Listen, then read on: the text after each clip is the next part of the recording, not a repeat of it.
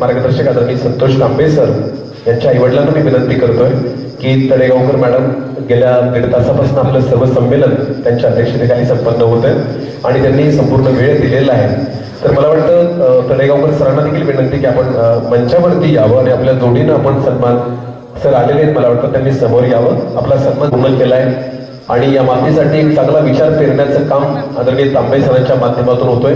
खरं तर ही त्यांच्या आईवडिलांची पुण्याई आहे असंच मला म्हणावं लागेल. या कार्यक्रमाच्या निमित्ताने एकदा जोरदार टाळ्या झाल्या पाहिजे मंचासाठी. साहित्य संमेलन श्री क्षेत्र आपेगाव या ठिकाणी आज सकाळपासून सुरू आहे आणि त्या साहित्य संमेलनाचे अध्यक्ष आमचे फार जुने स्नेही संत साहित्याचे अभ्यासक आदरणीय डॉक्टर सतीश बडवे सर या ठिकाणी उपस्थित आहेत.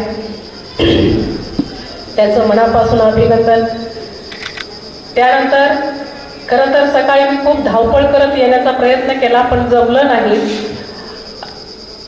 या साहित्य संमेलनाचे उद्घाटक म्हणून लाभलेले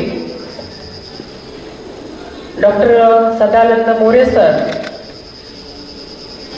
मुंबईमध्ये असूनही सातत्यानं आपला मैत्रीचा धागा जपणारे दूरदर्शनचे माजी निर्माता कार्यक्रम प्रमुख आदरणीय जयू भटकर साहेब या ठिकाणी उपस्थित आहेत. आज या सगळ्यांसोबत आपण या साहित्य संमेलनाचा आनंद घेतला. या संमेलनासाठी जी धडपड आणि सातत्यानं धडपड चालू असते ते माझे मित्र सहकारी स्नेही असे माननीय संतोष तांबे सर हे फक्त आजच्या संमेलनापुरतंच नाही तर मी गेली त्यांना 20 वर्षांपासून पाहतीये.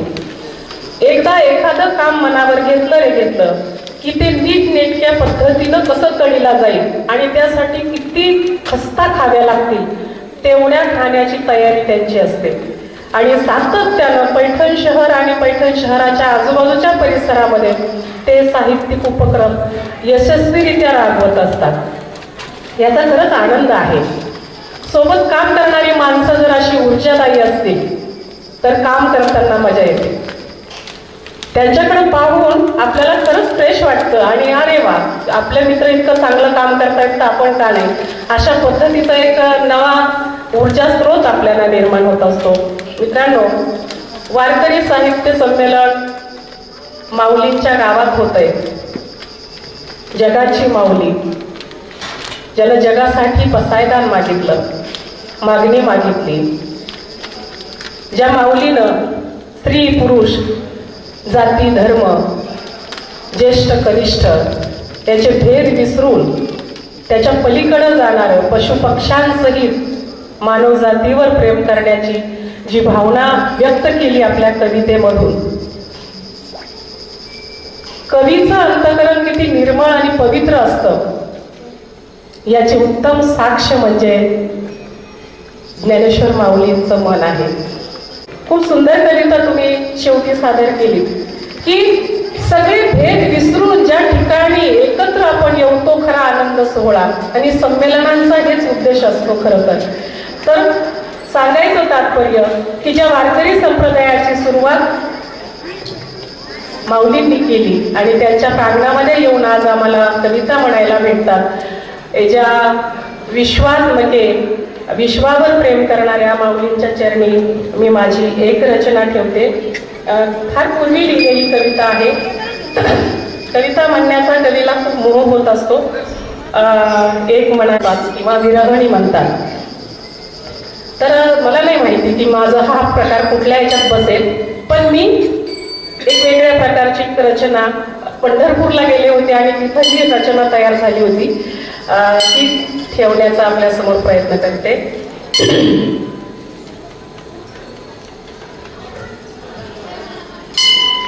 माझी विरानी मागते तुझ्या पायरीशी जागा,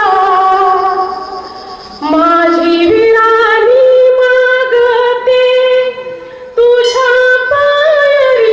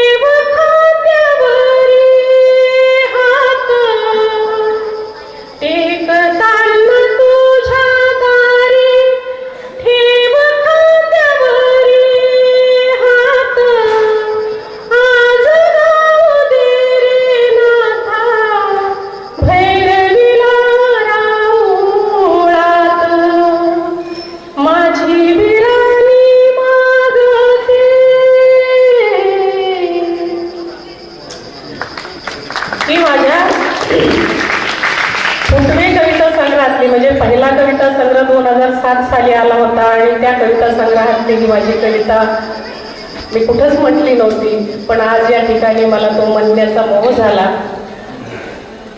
इतका सुंदर क्षण अनुभवण्याची किंवा अनुभव घेण्याची जी संधी उपलब्ध झाली, त्यासाठी तांबे परिवाराच्या आणि विशाल बहुउद्देशीय संस्थेच्या ऋणात राहणं पसंत करते.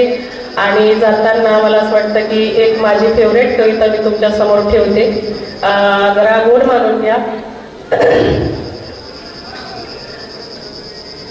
इथं बऱ्याच महिला आहेत, त्यांच्यासाठी ही कविता आहे.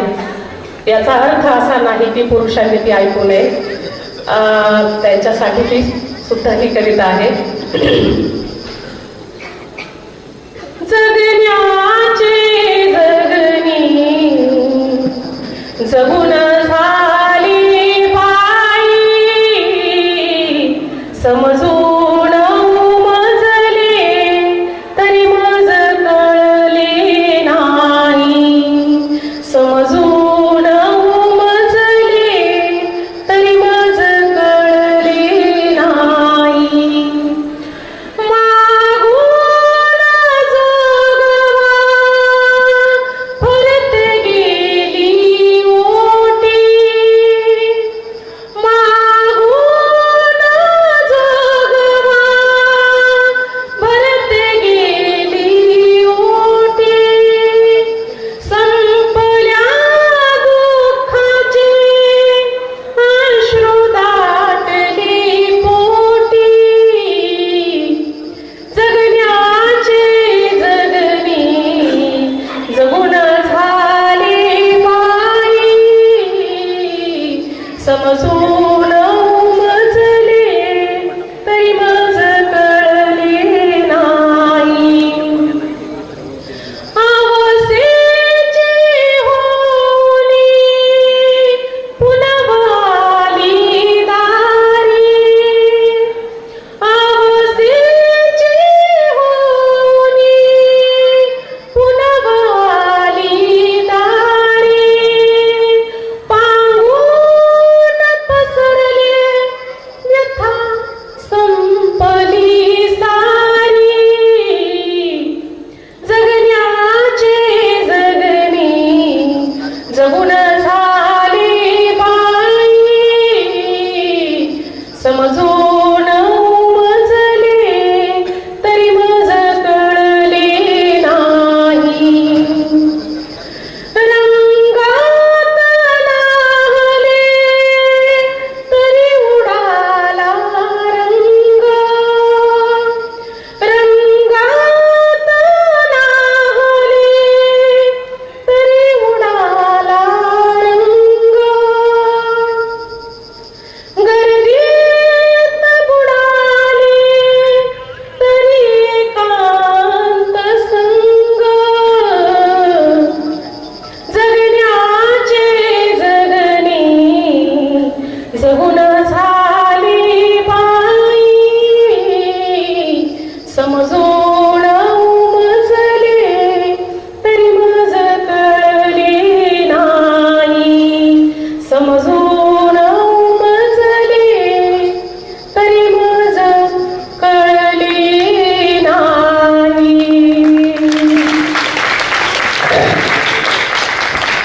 इतक्या विविधांगी रचना आपण गेले 2 तासापासून ऐकत आहात. आपले मनपूर्वक धन्यवाद आणि आमच्या कवी मित्रांचे आभार, कारण एवढ्या सुंदर, वेगळ्या, वैशिष्ट्यपूर्ण आणि भाषिक समज वाढवणारी, माझी समज वाढवणारी इतक्या सुंदर रचना आज ऐकायला भेटल्या.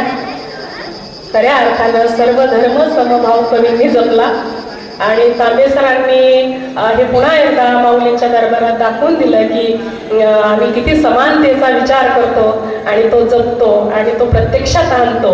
त्यासाठी पुन्हा एकदा तांबे सरांचे आणि आपल्या सर्वांचे आभार व्यक्त करते आणि थांबते. धन्यवाद. सामान्यांच्या न्याय हक्कासाठी पाहत रहा फक्त दखनी स्वराज्य.